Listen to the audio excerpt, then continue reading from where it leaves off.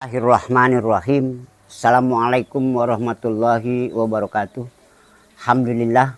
Salatu wassalamu ala rasulillah. Sayyidina Muhammad ibn Abdillah. La haula wa la quwata illa billah. Amma ba'du. Saudaraku semua, alhamdulillah setelah beberapa saat tidak muncul di pesan moral bersama Zarkasih Hasan, saat ini baru kita mulai lagi dengan pertemuan yang berikut ini. Saudaraku, ada yang ingin disampaikan di dalam pertemuan kali ini, yakni satu kisah seorang perempuan paruh baya yang bermimpi di satu malam.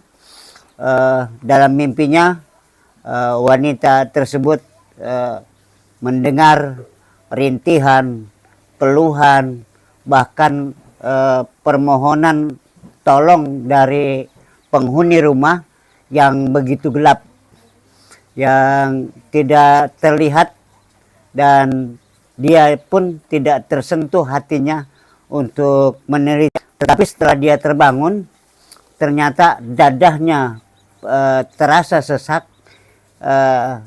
kemudian juga tidak menyiksa batinnya. Saudaraku sekalian, setelah beberapa saat dari mimpi tersebut, penyakitnya ini semakin menjadi-jadi. Setelah berkonsultasi ke beberapa dokter dan ke beberapa psikiater, tidak ditemukan apa yang menjadi penyebab. Seorang menyampaikan pesan, ada tabib di satu tempat di dusun di mana dia tinggal, tetapi dusun tersebut jauh dari tempat tinggalnya. Alhamdulillah, karena dia berupaya untuk sembuh dari penyakitnya, dia pun datang untuk mencari sang tabib tersebut. Setelah bersilaturahim, kemudian dia ungkap apa yang dia rasakan.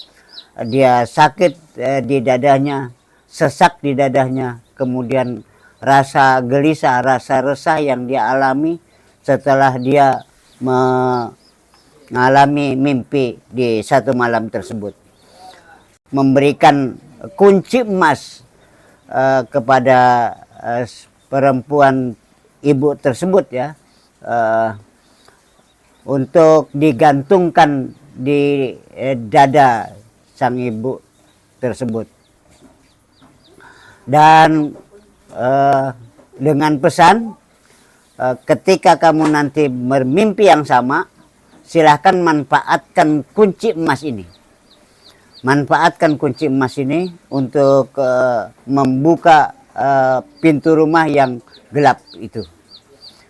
Kemudian beberapa saat kemudian ternyata dia memang betul bermimpi ulang, tetapi dia hanya melakukan sesuatu yang diperintah oleh sang tabib. Artinya dia tidak memanfaatkan kunci itu. Dia hanya mengintip siapa sih sebenarnya penghuni-penghuni yang ada di dalam rumah gelap itu. Ternyata setelah dia ketahui, dia intip, ada mertuanya yang selalu galak kepadanya.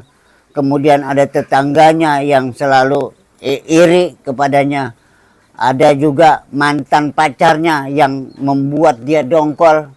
Dan ada juga teman-teman masa kecilnya yang telah mendorongnya ke parit sehingga dia kembali dari sekolah dengan pakaian yang kotor dari air comberan.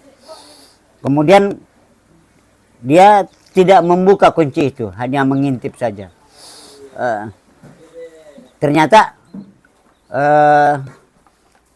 dia setelah terbangun, napasnya, dadanya semakin sakit, napasnya semakin sesak, dan kemudian juga dia merasa ketidaktenangan di dalam hidupnya semakin menghantui dirinya. Sehingga pada akhirnya dia kembali menemui sang tabib. Dan dia ceritakan apa yang dia terjadi dalam mimpinya. Saudaraku sekalian, ternyata sang tabib ini bilang, silakan manfaatkan itu. Peluang dan kesempatan ini adalah kesempatan terakhir.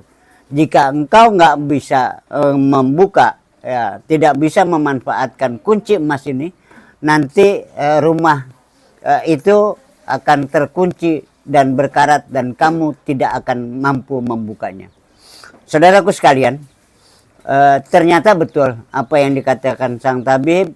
Malam berikutnya dia dengan mimpi yang sama. Setelah itu dia melaksanakan apa yang disampaikan oleh sang tabib. Kemudian dia membuka pintu itu dan keluarlah semua orang-orang yang pernah dibencinya di dalam rumah tersebut. Dan yang paling aneh adalah di belakang terakhir yang keluar itu adalah seseorang yang menyerupai dirinya persis dan betul seperti dirinya sendiri. Itu semuanya dikeluar dari rumah tersebut, dan alhamdulillah ternyata setelah orang-orang tersebut keluar, rumah itu runtuh dan ternyata sudah ada sinar di masuk di dalam keruntuhan rumah tersebut, terang benderang, dan ternyata hari sudah pagi, hari sudah siang, dan dia pun alhamdulillah napas dan sesak napas yang dia rasakan hilang, dan juga kemudian dadanya juga sikut sehat, dan dia sudah tidak merasa lagi dia resah dan gelisah, dia merasa tenang dalam hidupnya. Saudaraku sekalian, ada pesan yang ingin disampaikan dari cerita tersebut. Jangan menaruh dendam, jangan menaruh di iri hati, karena bagaimanapun dendam dan iri hati ini akan merusak pintu di hati kita, akan menjadi sesak. Dan mudah-mudahan ini pesan-pesan inilah yang bisa disampaikan di dalam pertemuan kita berikut ini. Makasih atas segala perhatiannya.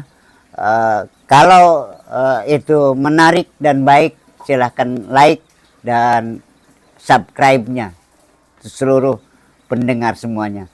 Assalamualaikum warahmatullahi wabarakatuh.